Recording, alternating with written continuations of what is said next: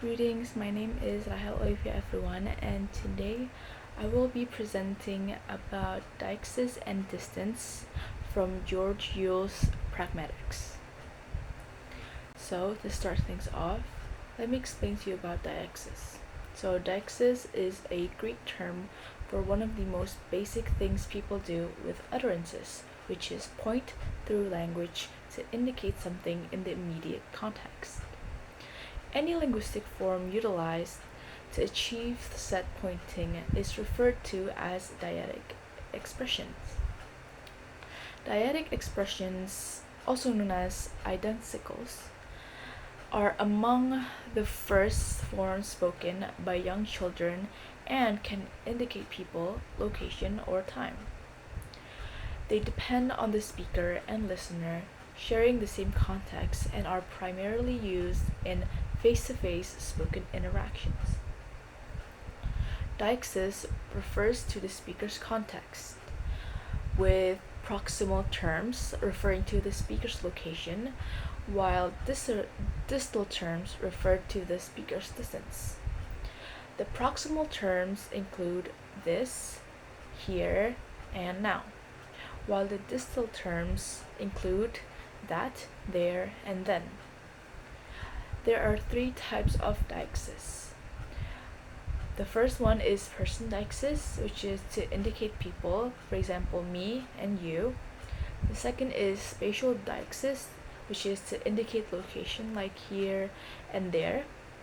And the third one is temporal deixis, which is used to indicate time, like now and then. So now that we're all caught up, let's head on to the first type of deixis, which is person deixis. So, in certain languages, the TV distinction, which is derived from French te, which is familiar, and va, which is non-familiar, is a social contrast. Now, in contexts where social status is a factor, the higher, older, and more powerful speaker uses the t form to address a lower, younger, and less powerful addressee, while the younger uses the va form. In modern Spain, this age distinction remains more powerful than the economic distinction. So, for example, an older housemaid will be using the Spanish version, which is T. Now, T is the familiar, and the younger house owner will be using usted, which is the non-familiar. So, the Spanish usted is a form of dyadic language that refers to a third person, an outsider, rather than the speaker or addressee. This form is used to communicate distance and non-familiarity and is often used for ironic or humorous purposes. For example, in a sentence like, "Would His Highness like a cup of tea?" it addresses someone who is lazy, not an actual king. Third-person forms can also be used to make potential accusations, such as, "Somebody didn't clean up after himself," suggesting that each person must clean up after themselves. Now, the second type of deixis is spatial deixis. Spatial deixis refers to the relative location of people and things, with contemporary English using only two adverbs, here and there. A wider range of dialectic expressions can be found in older texts and dialects, such as thence, which is from that place, hither, which is to this place, and yonder, which is more distant from the speaker. Now, some verbs retain a dialectic sense when used to indicate movement. For example, come to bed marks movement towards the speaker, while go to bed marks movement away from the speaker. Children learn the concept of motion toward the speaker using words like this and here. However, location from the speaker's perspective can be fixed mentally and physically.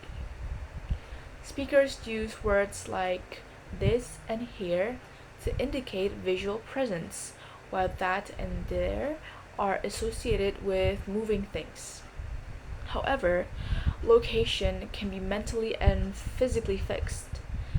For example, here is frequently used by speakers who are momentarily away from their home location to indicate their physical distance as though they were still here. This is sometimes referred to as dialectic projection. And as technology advances and our ability to control location increases, we utilize its potential more and more.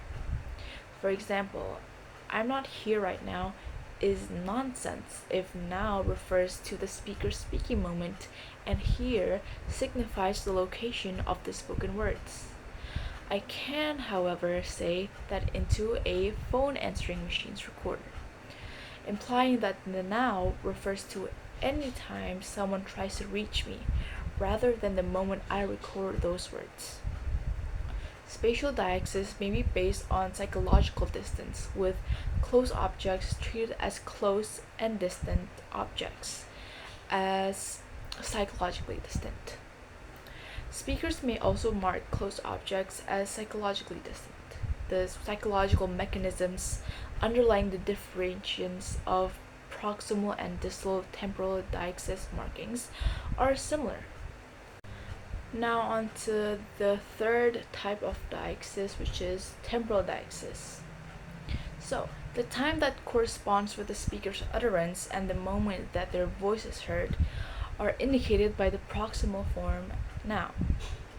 The distal expression then applies to the past. So, for example, in a sentence like July 2013, I was still living with my parents then, is a sentence or expression referring to the past. But a sentence referring to the future time using then, for example, a meeting at 6:45, I'll be there then. It is relative to the speaker's present time.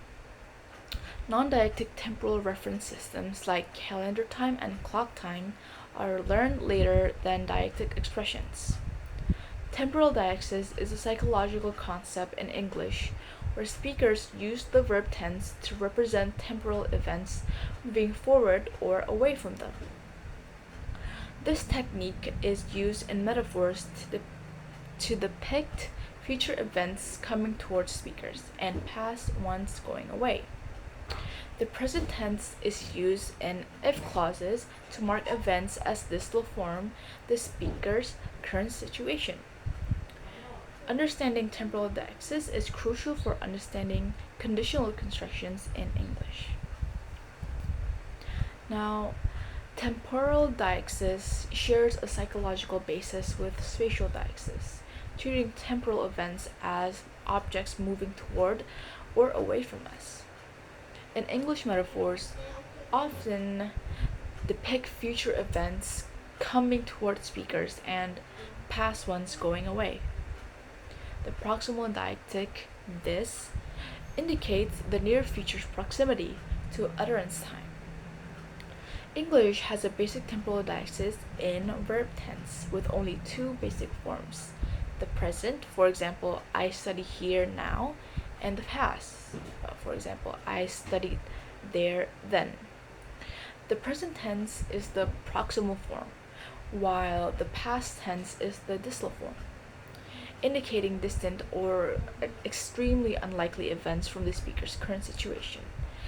A phrase like, if I were beautiful, is not a past event. Rather, it is dialectically distant from the speaker's current situation, implying a lack of beauty. This remote form can convey distance from current reality or facts in English conditional constructions. Now, to close things off, I would just like to talk about deixis in grammar. So, the distinctions made for person, spatial, and temporal deixis are applied to the structural distinction between direct and indirect speech in English grammar. For example, a sentence like, "Are you joining us here this afternoon?" has a dialectic expression for person, which is you, place, which is here, and time, which is this afternoon. They can all be interpreted within the same context as the speaker who speaks it. But When the context shifts to one in which I report the previous entrance, like I asked him if he was joining us there that afternoon, then the previous utterance is marked in a dialectic manner according to the question's circumstances. The proximal forms presented in the first sentence have shifted to the corresponding distal forms in the latter. This difference marks a distinction between the near speaker meaning of direct speech and the away from speaker meaning in indirect speech. Direct speech reporting uses proximal dialectic forms to convey context, while indirect speech reporting uses distal dialectic forms to make the original event seem more distant. Dialectic expressions can be used in a variety of contexts because they are interpreted according to speaker intention, context, and relative distance. That is all from me. I hope what I've shared to you will be beneficial, and thank you so much for watching and listening.